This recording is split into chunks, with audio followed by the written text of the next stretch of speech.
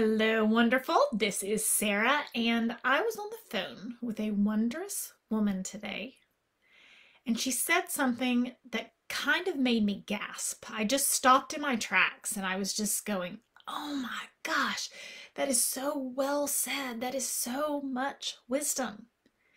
And what she said was this: your kids can't be more put together than you are. And I stopped and I thought, and I just thought it was so wise. And I immediately wrote it down in my notes because I didn't want to forget that phrase. And this woman had had a mother who was so wrapped up in her own sadness, so wrapped up in her own toxic situations and toxic relationships that she didn't have enough space left over to deal with her daughter's hardship, with her daughter's strengths, with her daughter's mindset, with her daughter's anything, her daughter's joy.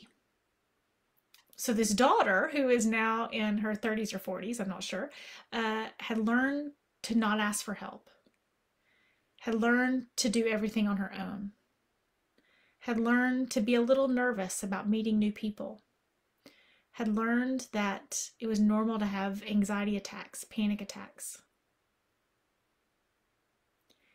And she reflected and she said, what if my mother had put herself back together? What if my mother had done the work she needed to do and broke the cycle so I wasn't having to break it now?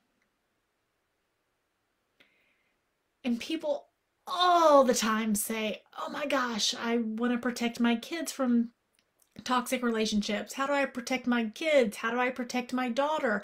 How do I make sure this doesn't happen again? And no one ever likes the answer, which is, how do you put yourself back together?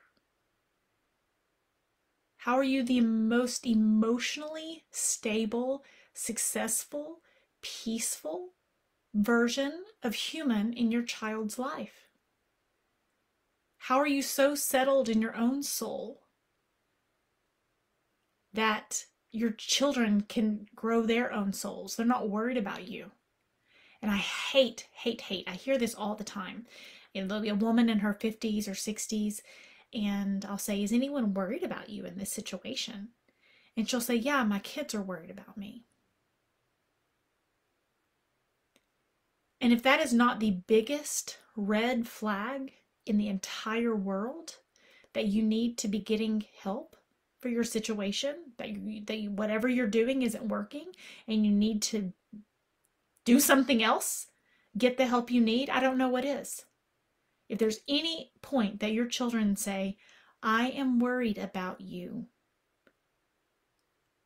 I don't want your world to crash down, but I hope your denial crashes down. Because our children cannot be more put together than we are. And the best way to break the cycle and protect them from toxic relationships is for toxic relationships not to feel normal, for sadness not to be the normal, for depression not to be the normal.